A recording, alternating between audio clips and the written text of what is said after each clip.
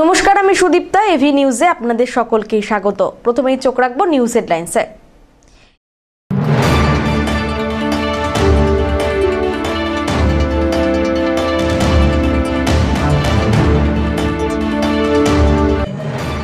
পেহেলগাঁওয়ের জঙ্গি হামলার ঘটনাকে সামনে রেখে প্রতারণা, আন্তর্জাতিক সাইবার প্রতারকদের জালে জলপাইগুড়ির ব্যবসায়ী।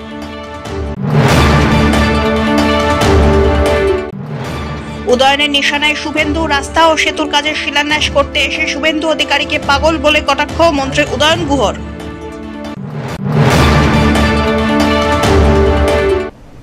এবার আসছে বিস্তারিত সংবাদে। পেহেলগাঁওয়ের জঙ্গি হামলার ঘটনাকে সামনে রেখে প্রতারণা, আন্তর্জাতিক সাইবার প্রতারকদের জালে জলপাইগুড়ির ব্যবসায়ী। ডিজিটাল অ্যারেস্ট করে 15 লক্ষ টাকা আদায়। জলপাইগুড়ির সাইবার থানার তৎপরতায় উদ্ধার 12 লক্ষ টাকা। পেহেলগাঁও জঙ্গি হামলায় যোগসূত্র পাওয়া গিয়েছে আপনার। ব্যবহার করা হচ্ছে আপনার মোবাইলের সিম। মুম্বাই ক্রাইম ব্রাঞ্চের ফোনে রীতিমতো আত্মারাম খাঁচা ছাড়া জলপাইগুড়ির ব্যবসায়ীর। ডিজিটাল অ্যারেস্ট থেকে মুক্তি পেতে 15 লক্ষ টাকা মুক্তিপণ। পরে ভুল ভাঙতেই 8ই মে জলপাইগুড়ি সাইবার থানার দ্বারস্থ হন জলপাইগুড়ি শহরের সেনপাড়ার বাসিন্দা ব্যবসায়ী ঝন্টু বসু। উদ্ধার 12 লক্ষ টাকা। প্রাথমিক তদন্তে পুলিশ জানতে পারে কম্বোডিয়া থেকে গোটা অপারেশন অপারেট করা হয়েছে। ব্যবহার করা হয়েছে রাজস্থানের ব্যাংক অ্যাকাউন্ট। কি হয়েছে আমাকে পহেলগাঁও জঙ্গি হামলার সময় আমাকে বলেছিল যে আপনি ওর সাথে জড়িত আছেন, আপনি এই ব্যাপার। কিভাবে বললো? কে বললো? আমাকে মহারাষ্ট্র পুলিশ থেকে বলে, সাইবার ক্রাইম থেকে বলছি, আপনি এই ব্যাপার, আপনি জড়িত আছেন, আপনার ব্যাংক অ্যাকাউন্ট এখানে আছে, আধার নাম্বার, প্যান নাম্বার সব এখানে আছে আমার কাছে, আপনি দেখেন। আমি দেখলাম হ্যাঁ সবই এই। তখন তো আমার ভয় লাগে গেল। ভয় লাগার পরে ওনারা যেভাবে যা করতে বললো আমি তাই বলতাম। আমার দিন সাথে আমাকে পরপর বলেছে উইআর সেভ করে দিতে। আমরা 2 ঘন্টা পর উইআর সেভ করে আমি পাঠাতাম। মানে এটা মেসেজ পাঠাতে? হ্যাঁ, মেসেজ পাঠাতাম। উইআর সেভ মেসেজ ওনাদের নম্বরে পাঠাতে? হ্যাঁ, ওনারা সেটা রিসিভ করতেন। কতবার এই যে 15 লক্ষ টাকা দিয়েছেন, এটা কতবারে কত টাকা দিলেন আপনি? আমি একবারে আমার তো প্রপার্টি কি কি আছে সব জেনে নিয়ে বললো আপনি এত টাকা পাঠান। কেন পাঠান? কি জন্য? এই টাকাটা না পাঠালে আপনার ঠিক আপনার কাজটা সমাধান হবে না। যদি না পাঠান তাহলে আপনি ফাঁসেই থাকবেন, আরো বেশি বিপদে পড়বেন। আপনাকে এখান থেকে লোক যাবে, গিয়ে অ্যারেস্ট করে নিয়ে আসবে। স্বাভাবিকভাবে আমার ভয়টা লেগে গেল। লেগে যাওয়ার পর এখানে ওরা বললো যে আপনার আরটিজিএস করে পাঠান। আমি আরটিজিএস করে পাঠিয়ে দিলাম টাকা। আমার যা ফিক্স ছিল, ফিক্সড ওখান থেকে উইথড্র করে। কত টাকা পাঠালেন? 15 লক্ষ টাকা পাঠিয়েছি। মানে পেহেলগাঁওয়ে অপারেশন সিঁদুর জঙ্গি হানা থেকে যাতে আপনার নামটা উইথড্র করে তার জন্য। হ্যাঁ, 15 লক্ষ টাকা। তারপরে ওনাদের সাহায্যে বলে আরো টাকা পাঠান, আরো টাকা। আমাদের সম্ভব না, যা ছিল সবই দিয়ে দিচ্ছি।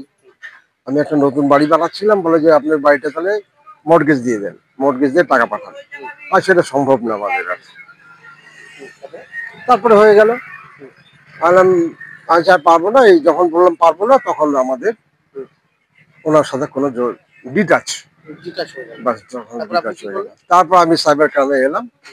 সাইবার ক্রাইমে এসে আমি ক্লেম করলাম এই ব্যাপার। তখন ওনারা খুব চেষ্টা করে, বিশেষ করে ভীমবাবু আমাকে খুব চেষ্টা করে আমার কাজটা করে দিয়েছে। এই যে কয়েকটা দিন আপনি ঘরের মধ্যে কিভাবে কাটালেন?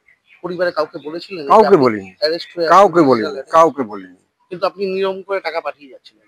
টাকা একবারই পাঠিয়েছি, আরটিজিএস করে 15 লক্ষ টাকা একবার পাঠিয়েছি। মারাত্মক একটা ঘটনার মুখোমুখি হতে হয়েছে। হ্যাঁ, হতে হয়েছে। অপারেশন এটা আমি আপনাকে মানে প্রত্যেকবার যখন আমরা সাইবার সচেতনতা যখন করে অ্যাওয়ারনেস প্রোগ্রাম, এর মধ্যে আমরা 3টে জিনিস আমরা বারবার বলে, 3টে জিনিসের জন্য হয়। ওটা প্রথম আসে ভয় দেখানো, তারপরে একটা হয় গ্রিড, আর থার্ড হয় ভালোবাসা। 3টে জিনিসের জন্য মানুষ বারবার এই সাইবার ফ্রড মধ্যে যুক্ত হয়ে যায়।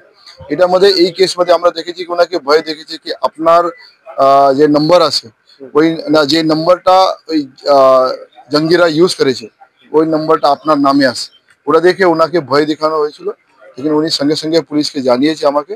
আমরা এই পেতেই ওই সঙ্গে সঙ্গে কেস করে তারপরে নম্বরটা খোঁজ করে ওনার যে অ্যামাউন্ট ওখান থেকে যে পেমেন্ট হয়েছিল সেটা আমরা আটকাতে পেরেছে। আর উনি আজকে ওই টাকাটা ফেরত পেয়েছে পুরোটাই। ওরা ওনাদের 12 লক্ষ টাকাটা ফেরত পেয়েছে। তো এরকম আমরা আজকে মোট 3টে কেসের মধ্যে, যার একটা 6.5 লক্ষ টাকা, একটা 12.5 লক্ষ টাকা আর একটা 76,000, এরকম 3টে আমরা ফেরত দিয়েছি বিভিন্ন কেসে। তো এই ধরনের বিভিন্নভাবে চিটিংটা হয়, মানুষ ওর মধ্যে অনেকবার শিকার হয়ে যায় এই সাইবার ক্রাইমের মধ্যে। लेकिन আমরা সবসময় চেষ্টা করি কি অ্যাওয়ারনেসের সঙ্গে সঙ্গেই যেভাবে যারা এই দুষ্কৃতীরা আসে ওনাদের উপর অ্যাকশন নেওয়া আর এই কেসেস মধ্যে অ্যারেস্ট করা, তারপরে মানুষের যে টাকা গিয়েছে ওটা ফেরত দেওয়ার আমরা সবসময়। পিনাকি শীলের রিপোর্ট।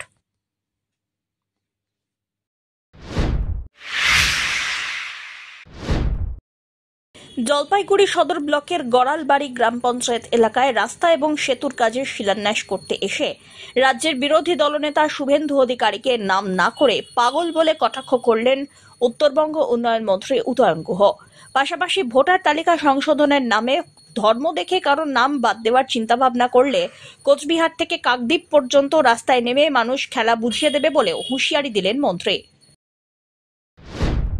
যে প্রত্যেকটা বিধানসভা ধরে ধরে আমরা উন্নয়নমূলক কাজ করছি, যেখানে যেটা প্রয়োজন আছে সবটা তো মেটাতে পারছি না, কিন্তু যেটা মানুষের একটা কাজ করলে অধিকাংশ মানুষের উপকার হবে, অধিকাংশ মানুষ বিশেষ করে একেবারে যারা নিচু তলার মানুষ, নিচু তলার আমি অর্থনৈতিকভাবে নিচু তলার মানুষের কথা বলছি, তাদের কল্যাণে যত বেশি কাজ করা যায় তার দিকে আমাদের গড়ালবাড়িতে একটা রাস্তা আর একটা জয়েস ব্রিজের কাজ করবে।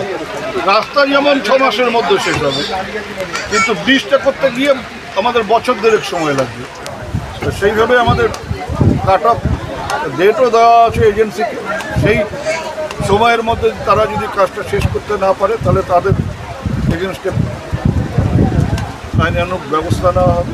সংসদীয় গণতন্ত্রে ভোটার তালিকা সংশোধনের নামে যদি পরিকল্পিতভাবে কারো নাম বাদ দেওয়ার চিন্তাভাবনা নিয়ে ধর্ম দেখে কারো নাম বাদ দেব, বা আমার এই এলাকার মানুষকে পছন্দ হচ্ছে না তাদের নাম বাদ দেব, এই চক্রান্ত করে এই পরিকল্পনা করে কেউ যদি ভোটার তালিকা সংশোধন করার চিন্তাভাবনা করে, সারা ভারতবর্ষে কোথাও কিছু হবে আমি জানি না, তবে পশ্চিমবাংলায় অত সহজে খেলা হবে না। যে দেশের প্রধানমন্ত্রীর জন্মের সার্টিফিকেট নেই সে দেশের সরকার কি করে বা নির্বাচন কমিশন কি করে জন্মের সার্টিফিকেটের কথা বলে, এটা তো আমরা বুঝি না। আমাদের দেশের প্রধানমন্ত্রী আমারও আগে জন্মগ্রহণ করেছেন, তার সার্টিফিকেট থাকতে পারে না পারে না পারে না, যদি সার্টিফিকেট জন্মের সার্টিফিকেট তার থাকে তাহলে সেটা জাল।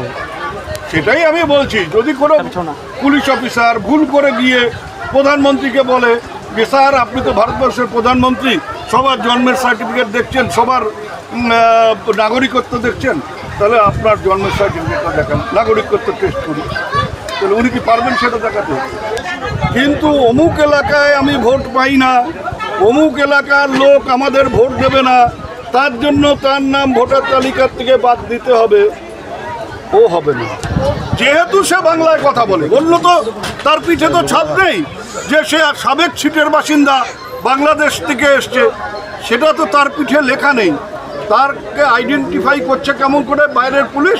একটাই রাস্তা, সে বাংলায় কথা বলে কিনা। তার মানে আমি হলেও তাই বলবে, অর্থাৎ আমার মাতৃভাষা অন্যের কাছে যন্ত্রণার কারণ হয়েছে। তারা আজকে আমার মাতৃভাষা দেখে আমাকে বলছে আমি বাইরের লোক, আমি অনুপ্রবেশকারী। তাহলে গুজরাটের ক্ষেত্রে, গুজরাটিদের ক্ষেত্রে কেন এটা হবে না? শুধু বাংলার ক্ষেত্রে কেন হবে? গুজরাটেরও তো পাকিস্তানের সাথে বর্ডার আছে, রাজস্থানের পাকিস্তানের সাথে বর্ডার আছে। আমি যদি বলি ওখানে অনুপ্রবেশকারী যারা গুজরাটে বাস করে, যারা রাজস্থানে বাস করে, তারা সবাই ভারতীয় না? যদি বাড়ি বলে রাজস্থানীদের ওপর চাপ সৃষ্টি করি, কি বলবে কেন্দ্র সরকার? বা একটা পাগল যদি কাঁথির কিছু লোককে দিয়ে ওরকম অ্যাকাউন্ট তৈরি করে সেটা দিয়ে বলায়, তাহলে হতে পারে। আমাদের ছোটবেলায় একটা কথা ছিল যে অল্প পাগল হাফ পাগল হলে তাকে আমরা বলতাম মাথায় ছিট আছে, আর এ পাগল দেখে আমরা বলছি ওর ছিট না, পুরো একটা কাপড়ের থান আছে। প্রায় 15 বছর ধরে বেহাল গড়ালবাড়ি গ্রাম পঞ্চায়েতের প্রায় 3 কিলোমিটার রাস্তা। ভোটের আগে আশ্বাস মিললেও রাস্তা সংস্কার হয়নি।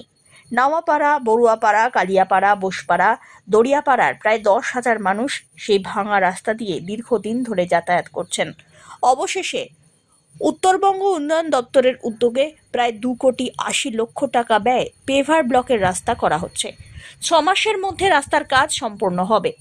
গড়ালবাড়ি বড়ুয়াপাড়া প্রাথমিক স্কুলের মাঠে মঞ্চ করে রাস্তা এবং সেতুর কাজে শিলান্যাস করলেন দপ্তরের মন্ত্রী।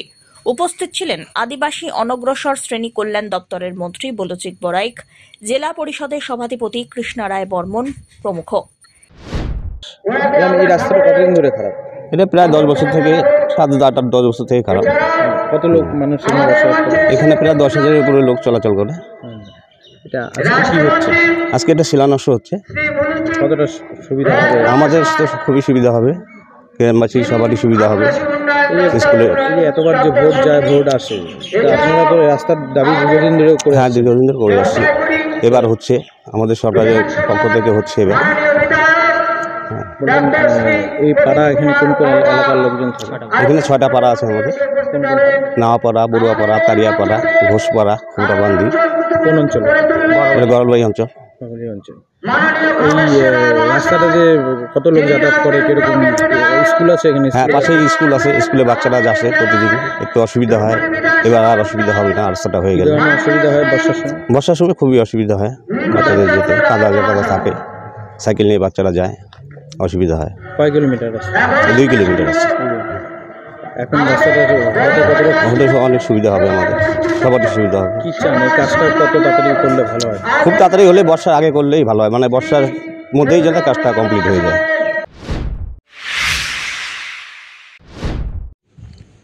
জলপাইগুড়ি সদর বিডিও দপ্তরে বিশ্ব আদিবাসী দিবস প্রস্তুতি বৈঠকে গোষ্ঠীদ্বন্দ্বের চিত্র। বিশ্ব আদিবাসী দিবসের প্রস্তুতি ঘিরে জলপাইগুড়ি সদর বিডিও দপ্তরে প্রশাসনিক বৈঠকে দেখা দিল প্রবল উত্তেজনা এবং তৃণমূলের গোষ্ঠীদ্বন্দ্ব। কমিটির তালিকায় SC, ST, OBC সেলের জেলা সভাপতি তথা তৃণমূল নেতা কৃষ্ণ দাসের নাম না থাকায় ক্ষোভে ফেটে পড়লেন তার অনুরাগীরা। এদিকে বৈঠক ছেড়ে বেরিয়ে যান রাজগঞ্জের বিধায়ক খগেশ্বর রায়। বৃহস্পতিবার দুপুরবেলায় জলপাইগুড়ি সদর বিডিও দপ্তরে বিশ্ব আদিবাসী দিবস উদযাপন উপলক্ষে প্রশাসনিক বৈঠকের আহ্বান জানানো হয়। সেই বৈঠকে উপস্থিত ছিলেন সদর বিডিও মিহির কর্মকার, রাজগঞ্জের বিধায়ক খগেশ্বর রায়, জলপাইগুড়ি জেলা পরিষদের শিক্ষা, সংস্কৃতি, তথ্য ও ক্রীড়া কর্মাধ্যক্ষ তথা কৃষকন্যা প্রণয়িতা দাস সহ অন্যান্য প্রশাসনিক এবং রাজনৈতিক ব্যক্তিত্ব। কিন্তু বৈঠক শুরু হতেই দেখা যায় প্রস্তুতি কমিটির তালিকায় নেই কৃষ্ণ দাসের নাম। আর সেই সিদ্ধান্তে ক্ষুব্ধ কৃষ্ণপন্থীরা অভিযোগ তোলেন কৃষ্ণ দাস এবং মন্ত্রী বলচিক বরাইককে ইচ্ছাকৃতভাবে বাদ দিয়ে অনুষ্ঠানের পরিকল্পনা হয়েছে। আর এই অভিযোগ ঘিরে তুমুল তর্ক বিতর্ক শুরু হয়। পাশাপাশি বচসা হয় বিধায়ক এবং কৃষ্ণ দাসের অনুগামীদের মধ্যে। এ বিষয়ে বিধায়ক খগেশ্বর রায় কি বললেন শুনুন। চলছিল, হঠাৎ করে আপনি উঠে গেলেন কেন? না, হঠাৎ করে উঠে গেলেন নাকি, আমরা আগামী 7 থেকে 10 বিশ্ব আদিবাসী দিবস আমরা আমাদের মামাটি মানুষের সরকারের মুখ্যমন্ত্রী মাননীয় মমতা ব্যানার্জির অনুপ্রেরণায় এবং আমাদের পশ্চিমবঙ্গ সরকারের আদিবাসী অনগ্রসর শ্রেণী আদিবাসী কল্যাণ দপ্তরের মন্ত্রী বলচিক বরাইকের ইয়েতে কয়েকদিন আগে একটা DM সার্কুলার মিটিং হয়েছিল। সেখানে সিদ্ধান্ত হয়েছিল যে রাজগঞ্জ বিধানসভায় ডাঙ্গুবাজারে হবে। সেই মোতাবেক আজকে একটা মিটিং ডাকা হয়েছে। মিটিংয়ে দেখা গেল, আমি জানি না, আমি সবাই আমার লোক, এখন আমি জানি না মিটিংয়ে দেখি 2 পক্ষ লোক, এখন 1 পক্ষ লোক বের হয়ে গেল, আর কাকে নিয়ে বাধ্য আমি চলে এসেছি তো অন্যদিন। না, বিপক্ষ মানে ব্যাপারটা কি? ওরা বিপক্ষ, জানি না কে কি বিপক্ষ। ওরা মানে কারা? মানে দাবি কি? আমি কারো নাম বলতে চাই না। দাবি কি? হ্যাঁ, তাদের দাবি কি? দাবি কি ওকে লাগবে, মন্ত্রীকে লাগবে, হাজির লাগবে, ওদিকে লাগবে। আমি তখন মন্ত্রীর দায়িত্ব আমি নিতে পারি না। এখানে শোনা গেল দাদা যে অভিযোগ হচ্ছে আপনার বিরুদ্ধে, আপনি নাকি গোলমাল লাগাতে এসেছেন, এরকম একটা অভিযোগ উঠে বলে। আমি কোনোদিন গণ্ডগোল করি না, নিশ্চয়ই আপনারা জানেন। আমি 4 টাইম MLA, কোথাও আমি কোনোদিন গ্রুপিং করি না বা কোথাও গণ্ডগোল করি না।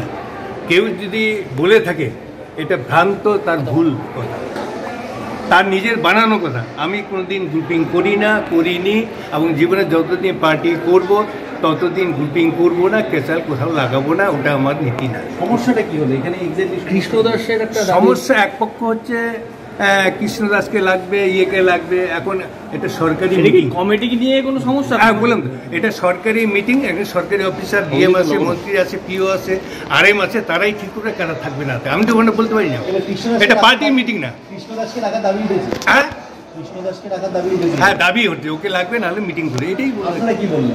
আমি কি বললাম যে ঠিক আছে, যারা সরকারি যারা আধিকারিক আছে তারা ঠিক করবে, এটা পার্টির মিটিং না, এটা সরকারি মিটিং, তারা ঠিক করবে। হলো না, কৃষ্ণদাসকে রাখা নিয়ে কি আপনার সমর্থন বা আপত্তি? না না, আমার কোনো আপত্তি নেই, আমার কোনো আপত্তি নেই বলে এই যে কৃষ্ণদা পাঠিয়েছে লিস্ট, এই যে নামের তালিকা, যে আজকে মিটিং আছে, উপরে কী লেখা আছে কৃষ্ণদা, ওটা ডাকা হয়েছে। এখন ওটা তো বলতে পারতো লোকে লাগবে, বলেনি। এই যে নামের তালিকা পাঠিয়ে সবাইকে রাখা হয়েছে? হ্যাঁ একটু দেখি।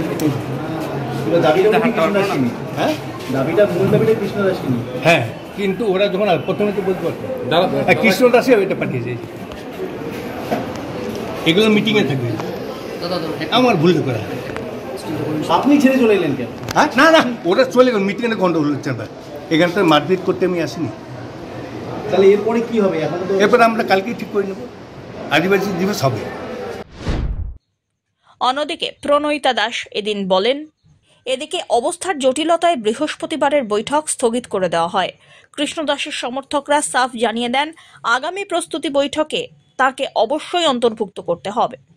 এদিকে বিশ্ব আদিবাসী দিবসের প্রস্তুতি ঘিরে এই ঘটনায় জলপাইগুড়ির রাজনৈতিক অঙ্গনে ফের স্পষ্ট হল তৃণমূলের আভ্যন্তরীণ দ্বন্দ্বের চিত্র। আজকের যে মিটিংটা হয়েছিল সেটা হচ্ছে আমাদের আদিবাসী বিশ্ব দিবস, সেই উপলক্ষে প্রশাসনিকভাবে আমাদের সদর ব্লকে এবারে, সদর সাব ডিভিশনাল ব্লকে এবারে করা হবে, এই উদ্যোগটা নেওয়া হয়েছিল। প্রশাসন কখনো, প্রশাসনের যে কোনো আধিকারিক কখনো লোকাল লিডার ছাড়া কাজ করতে পারে না। It is impossible. Even everyone in the administration is somehow working with the elected members only. Elected members গুলো আসে কোথা থেকে? গ্রাউন্ড লেভেল থেকে। তো যদি লোকাল লিডারকে বাদ দিয়ে প্রশাসন কোনো কাজ করতে চায়, লোকাল লিডারদের সেন্টিমেন্ট হার্ট হবে, লোকাল লোকজনের সেন্টিমেন্ট ওখানটায় হার্ট হবে। আমরা যখন 9 বছর ধরে এই প্রোগ্রামটা ওই জায়গায় অলরেডি করে আসছি, সেটাতে কোনো রেকগনাইজেশন হয়নি, সেটা কনসিডার করা হয়নি, সেই বিষয় নিয়ে এখানে একটা আজকে কেওস হয়েছিল। তো এত বড় ম্যাগনিটিউডের প্রোগ্রামের করার পরও কারা এই লোকাল লিডারগুলোকে বাদ দিচ্ছে? প্রশাসন থেকে কে এই জিনিসটা এত ইগনোরেন্টলি তাদেরকে বাদ দিয়ে এই প্রোগ্রামটা করছে? কে করছে? এইটাই আজকের এই মিটিং এর মধ্যে আমাদের লোকাল বাকি লিডারের কোশ্চেন, যে কি করে তিনি বাদ যাচ্ছেন। আমরা আজকে, আমি এক কমিউনিটি থেকে বিলং করি, আমার কমিউনিটির লিডার যদি না থাকে, যেখানটায় আমার কমিউনিটির আপলিফমেন্টের প্রোগ্রামের মধ্যে আমার কমিউনিটি লিডার যদি না থাকে, তাহলে কে আমাকে শুনবে আজকে? এবার দেখুন, এখানটায় পলিটিক্যালি কৃষ্ণদাসের সাথে আমরা অনেক লিডার জড়িত, ওনাকে ডাকা না মানে আলটিমেটলি বাকি যত লিডার তাকে ফলো করে তাদের সবাইকে ইগনোর করে দেওয়া, পোস্টপোন করে দেওয়া হয়েছে। আরেকটা মিটিং বসা হবে, এক্সক্লুসিভলি আমরা কাকে ইনক্লুডেড ফিল করাবো, মানে কাকে ইনক্লুডেড হওয়া চাই, সেইগুলো যদি কনসিডার করে প্রোগ্রামটা, বিধায়কদের, everybody is involved in only making the program execute very properly locally and administratively both. আজকে কি প্রোগ্রামটা বুঝতে গেল মিটিংটা? আজকে মিটিংটা হয়েছে, অনেকটা আমাদের দাবি আমরা দিয়েছি, তারপরে আমরা আরেকটা ফলো আপ মিটিং করব, তার মধ্যে যাতে এক্সপ্লিসিটলি প্রোগ্রামটা সুন্দরভাবে হয়, এটাই আমাদের এবারের মানে টার্গেট। আর যখন কি তারাও এর প্রিভিয়াস প্রোগ্রামের মধ্যে তারাও শামিল ছিল, যখন কৃষ্ণদাস প্রোগ্রামগুলো করেছিল তারাও শামিল ছিল, তারাও শাসক দলে, একই দলের থেকে এই যে বিষয়টা, সামনে বিধানসভা ভোট, বিরোধীদের কি মাইলেজ পাবে? দেখুন, এটা দলের বিষয় না, এটা হচ্ছে মানসিকতার বিষয়। ধীমান রায়ের রিপোর্ট।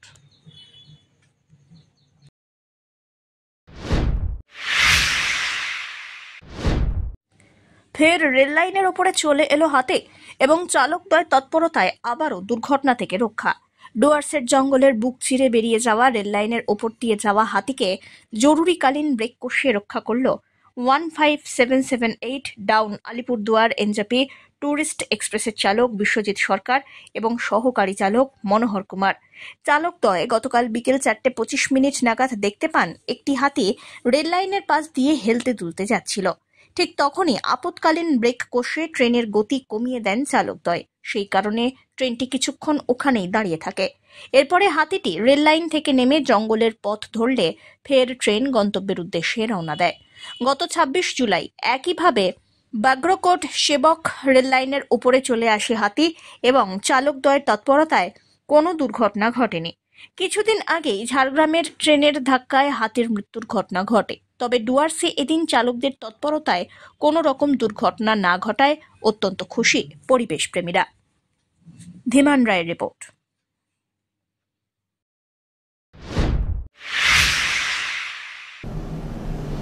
নিয়ে নিচ্ছে ছোট্ট একটি বিরতি, ফিরে আসছি বিরতির পর, সঙ্গে থাকুন।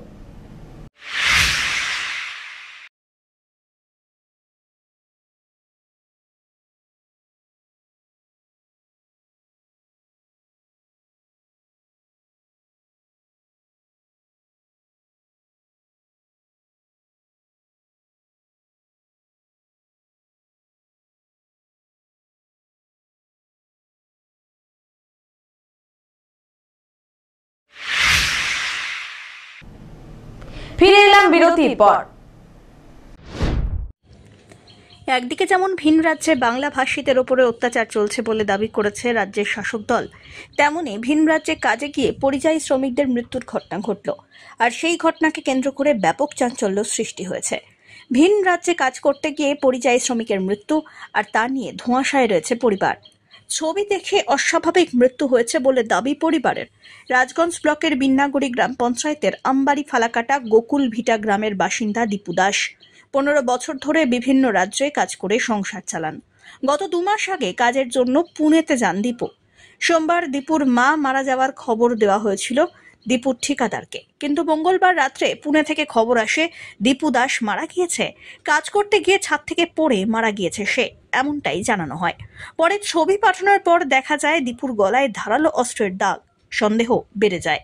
দীপুর ভাইরা সমস্যায় পড়েন, কারণ বাড়িতে মা মারা গিয়েছেন, ভিন রাজ্যে দাদা মারা গিয়েছে, এদিকে আর্থিক অবস্থাও ভালো নেই। এত দূর থেকে দেহ আনার মতো ক্ষমতাও তাদের নেই। এ বিষয়ে দীপুর পরিবার জানান, মা মারা যাওয়ার খবর পাওয়ার পরের দিন দাদার মৃত্যুর খবর পান তারা। আমার দাদা, আমার যে বড় দাদা আছে, সে বাইরে কাজ করে দীর্ঘদিন ধরে। তো সেখান থেকে খবর আসে মঙ্গলবারে যে প্রথমে আমরা পাঠাই, আমার মা গত সোমবার মারা যায়, ওখানে আমরা পাঠাই খবর। দাদাকে না পাওয়াতে দাদা যে ঠিকাদার বা কন্ট্রাক্টরের আন্ডারে আছে, ওই কন্ট্রাক্টরের সূত্রে জানিয়ে দিয়েছি আমরা যে মা আর নেই, মা মারা গেছে। তারপরে সে আমাদের ওই যে কন্ট্রাক্টর আছে, তারপরের দিন মঙ্গলবার রাত 8টায় আমাদের খবর দেয় দাদাও মারা গেছে, কিন্তু দাদা আসতে পারলো না। সে সূত্রে আমাদের খুব দুঃখ লাগলো। কিন্তু এখন ওরা আমাদেরকে ফটো পাঠিয়েছে, আমরা ফটো দেখে মনে হচ্ছে যে এটা দুর্ঘটনা কিছু হয়েছে, কিন্তু সেটা তদন্ত করা চলুক, এটাই রাজ্য সরকারের কাছে আমাদের নিবেদন থাকলো। দেহ আনার কোনো পরিকল্পনা? আর দেহ আনার জন্য আমাদের তো আর্থিক সামর্থ্য সেরকম কিছু নেই, কারণ মা মারা যাওয়ায় আমার বাবা মারা গেছে 4 বছর হয়ে গেছে, এখন মাও চলে গেল, দাদাও এখন চলে গেল। তো আমরা তো সেরকম একটা পরিস্থিতি নেই আমাদের আনার মতো। তো এটা যদি আমরা তো চাই মন থেকে যে যতই হোক দাদাকে যদি আনার ব্যবস্থা করে দেয় আমাদের রাজ্য সরকার, তাহলে আমরা খুব খুশি হব। পোস্টমর্টমের হচ্ছে এই ছবি দেখে মনে হচ্ছে যে এটা কোনো একটা দুর্ঘটনায় মারা গেছে যেহেতু, তো আমরা পোস্টমর্টম রিপোর্টটা দেখতে চাই, আর সেটা সব কিছু সভ্যভাবে ভালোভাবে যাতে হয়। অন্যদিকে বিন্নাগুড়ি গ্রাম পঞ্চায়েতের প্রধান সামিসউদ্দিন আহমেদ জানান, যেভাবে অন্য রাজ্যে বাঙালিদের উপরে হেনস্থা হচ্ছে, অত্যাচার হচ্ছে, তাই ছবি দেখে মনে হচ্ছে এই মৃত্যু অস্বাভাবিক। ভীষণটা কালকে আমার নজরে আসছে। তো সেই পরিবারের অপু দাস, ওর সঙ্গে আমার যোগাযোগ হয়েছে, সেই ছবিগুলো আমরা দেখছি। একে যে অস্বাভাবিক মৃত্যু হয়েছে তার ছবি দেখে বোঝা যাচ্ছে, কিন্তু দেহ আনার মতন পরিস্থিতি তার নেই, তাদের পরিবার, তার মাও মারা গেছে শোনা দেখা গেল। আপনারা হয়তো জানেন 3-4 দিন আগে ওই ভদ্রলোকের মাও মারা গেছে এখানে, এবং আর্থিক দিক দিয়ে খুব দুর্বল। সেটা আমরা আর্থিক দিক দিয়ে সহযোগিতা করলেও ওদেরকে এই মুহূর্তে ওখানে পাঠানো যাচ্ছে না, যেহেতু অন্যান্য রাজ্যে আমাদের বাঙালি বিদ্বেষ নিয়ে, বাংলা ভাষা নিয়ে একটা সমস্যা তৈরি হয়েছে। আমার তো যতটুকু মনে এই ইস্যুটা নিয়ে ওকে ওখানে অস্বাভাবিকভাবে ওকে মেরে ফেলা হচ্ছে। আমি সেটা আমার ঊর্ধ্বতন কর্তৃপক্ষকে জানিয়েছি। এরা যদি পরিবারের পাশেই আমরা আছি, এরা যদি আইনি কোনো পথে চায় আমরা পূর্ণ সহযোগিতা করতে তাদের কাছে আমরা অঙ্গীকারবদ্ধ। দেহ আনার মতন পরিস্থিতির জন্য তখন আপনারা তো জানেন যে আমাদের রাজ্য সরকারের মাননীয় মুখ্যমন্ত্রী মমতা ব্যানার্জি এই ধরনের পরিযায়ী শ্রমিক যারা বিপদে পড়ছে অন্য রাজ্যে সেটাকে রিকভারি করে নিয়ে আসার একটা ব্যবস্থা করছে। সেটা যদি ওরা সরকারি যে প্রসেস আছে সেই প্রসেস যদি ওরা অবলম্বন করে নিশ্চয়ই সরকার উদ্যোগ গ্রহণ করবে। আপনারা যাবেন? আমি আজকে যাব, ওই পরিবারের সঙ্গে আজকে যাব, কথা বলবো। প্রাথমিকভাবে আমার কথাও হয়েছে ওই পরিবারের সঙ্গে। রাজগঞ্জ থেকে সুস্মিতা চন্দ্রের রিপোর্ট, এভি নিউজ।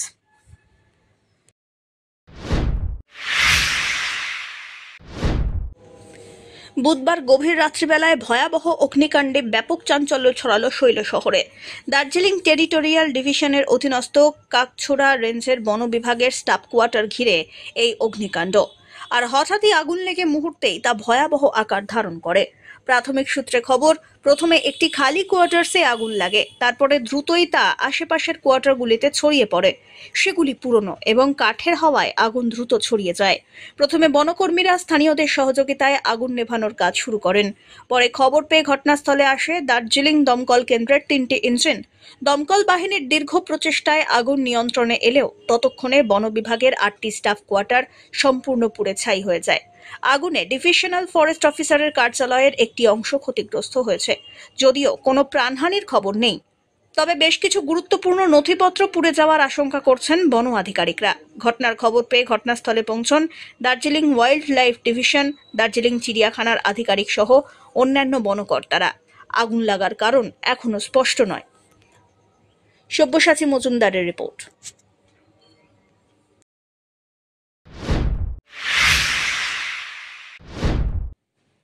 পাহাড়ের ঝমঝমিয়ে বৃষ্টি, তাই সন্ধে নাগাদ হঠাৎই হরপা বাঁধ দেখা যায় পাহাড়ি নদী মাল এবং নেওড়া নদীর সংযোগস্থলে।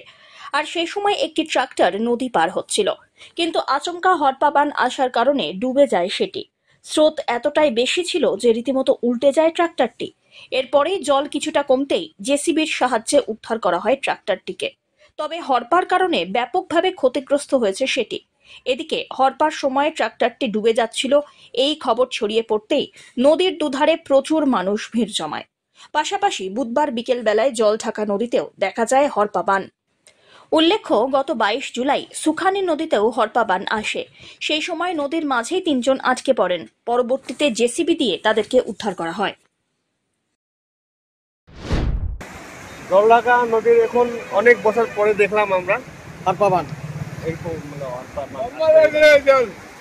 লাস্ট কত বছর তো এরকম ছিল না, তো এইবার দেখলাম এই যে মাঝখানে যেটা আমাদের আছে আইল্যান্ড টাপু, এটা বছর না আজকে তো সেরকম ভাবে বৃষ্টি ছিল না। হ্যাঁ, কিন্তু হঠাৎ এটা এখানে বাড়লো। আমরা পাহাড়ে বৃষ্টির জন্য। হ্যাঁ, পাহাড়। এটাতে কি অসুবিধা হতে পারে?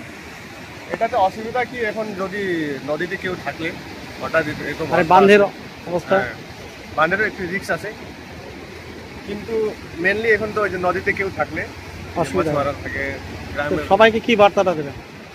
সবাইকে এটাই বার্তা দেবে একটু সেফটি নিয়ে, কেউ যাতে এই সময় নদীতে না যায়। নদীতে যদি কেউ আসে একটু সেফটি নিয়ে আসে। অনেক এখানে গরু ছাগল নিয়ে আসে, গলারা থাকে, অনেকজন আবার মাছ ধরতে আসে। তো এই কতদিন আগে আমরা গাঠিয়া নদীতে দেখছিলাম, সেইরকম ঘটনা আরো না হয়। শেষ করবার আগে নিউজ হেডলাইন্স আরো একবার।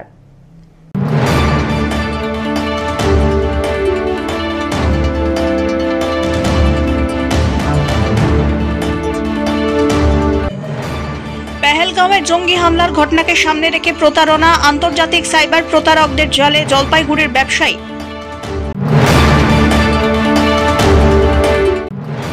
উদয়নের নিশানায় শুভেন্দু, রাস্তা ও সেতুর কাজের শিলান্যাস করতে এসে শুভেন্দু অধিকারীকে পাগল বলে কটাক্ষ মন্ত্রী উদয়ন গুহর।